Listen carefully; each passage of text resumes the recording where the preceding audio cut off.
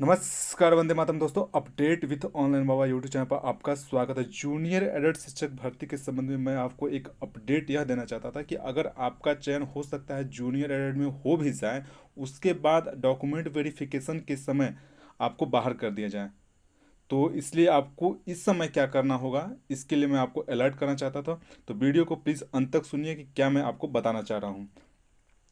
तो अगर आपने यूपी टेट या सी टेट जो जूनियर का दिया है, मान लीजिए आपने कैटेगरी में क्वालिफाई किया है, मैं यहाँ पर सिर्फ कैटेगरी वालों की बात कर रहा हूँ, जनरल कैंडिडेट की नहीं बात कर रहा।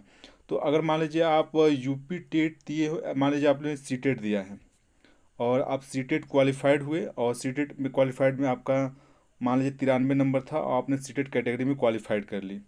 तो इसके बाद जब आपका मान लीजिए जूनियर में आप आए तो जूनियर के एग्ज़ाम दिए तो आपने उसमें मान लीजिए आप माइनस साइंस से थे, आपका गुणांक बहुत हाई था, 78 था। और जो जूनियर एडेड की मान लीजिए साइंस की जो कट ऑफ मान लीजिए गई, वह 77 के करीब गई, तो यानी आपको जनरल में ट्रीट करना चाहिए था, लेकिन ऐसा नहीं होगा। आपका जो चयन होगा वह कैटेगरी में ही, मान लीजिए आप ओबीसी कैटेगरी के हैं तो आपको कैटेगरी में ही ट्रीट किया जाएगा, क्योंकि आपने जूनियर का जो टेट दिया था, मान लीजिए 6 से 8 का जो टेट या सीटेट भी जो भी क्वालिफाइड किए थे, उसको आपने लगाया है जूनियर एड में। तो जो क्वालिफाई किए थे आप कैटेगरी में क्वालिफाई किए थे, तो इसीलिए आपको कैटेगरी में ही ट्रीट किया जाएगा। देखिए ऐसा बहुत सारे भर्ती में हो चुका है, क्योंकि सुप्रीम कोर्ट का यह आदेश है, लोक सेवा आयोग में भी ऐसा होता रहा है। तो इसलिए आपको क्या करना होगा, तो आपका चयन वहाँ पे इसलिए इसलिए उस समय आपको क्या करना होगा कि अगर मान लीजिए आप लोगों को सीटेट लगाया हो, मान लीजिए आप लोगों ने सीटेट लगाया है, तो सीटेट लगाए हैं आप लोग, तो वहाँ पर आपको केंद्र का मतलब एक जाति बनवा लेना चाहिए आपको। कि जो केंद्र सरकार की, देखिए एक राज्य सरकार की जाति अलग बनती है, एक केंद्र सरकार का अलग से कास्ट सर्टिफिकेट बनता है। तो आपको कास्ट सर्टिफिकेट जो है केंद्र सरकार का बनवा लेना चाहिए।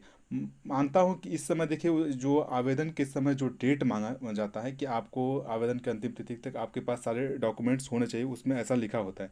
लेकिन जब उसमें आप देखिए, अगर मान बाय द वे अगर ऐसा हुआ कि आपको फिर से कास्ट सर्टिफिकेट मांगना मतलब मांगा जाता है केंद्र का, तो आप उस समय हो सकता है आपको दिक्कत हो जाए।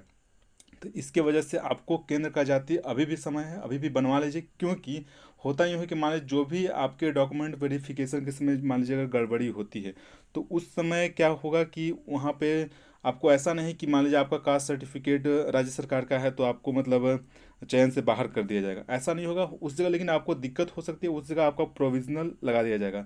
तो उस डिपार्ट जहाँ आपको भेजा जाएगा, फिर वहाँ के अधिकारियों पर डिपेंड करता है कि आपको आगे की मतलब क्या प्रोसेस करते हैं।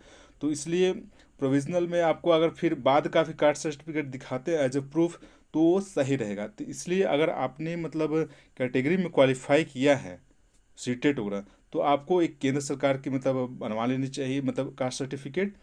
तो यही थी मतलब, तो हो सकता है आपको डॉक्यूमेंट वेरिफिकेशन के समय बाहर हो जाएगा। क्योंकि अगर ये तब निश्चित है कि जान लीजिए कि अगर आपने कैटेगरी में क्वालिफाई किया है, तो आपका जो ट्रीट होगा जनरल में आप नहीं ट्रीट किए जाएंगे, आपको कैटेगरी में ही ट्रीट किया जाएगा। और आपसे कास्ट सर्टिफिकेट जो भी कैटेगरी में होंगे उसके क्योंकि ईवीएस तो लगेगा, ईडब्ल्यूएस तो लगेगा नहीं, यानी OBC S C S T मतलब इन तीनों का ही है। तो आपको कैटेगरी का ही सर्टिफिकेट लगाना ही पड़ेगा, भले ही आपका मार्क्स हाई है, आप जनरल में आते हैं, लेकिन आपको जनरल में ट्रीट नहीं किया जाएगा।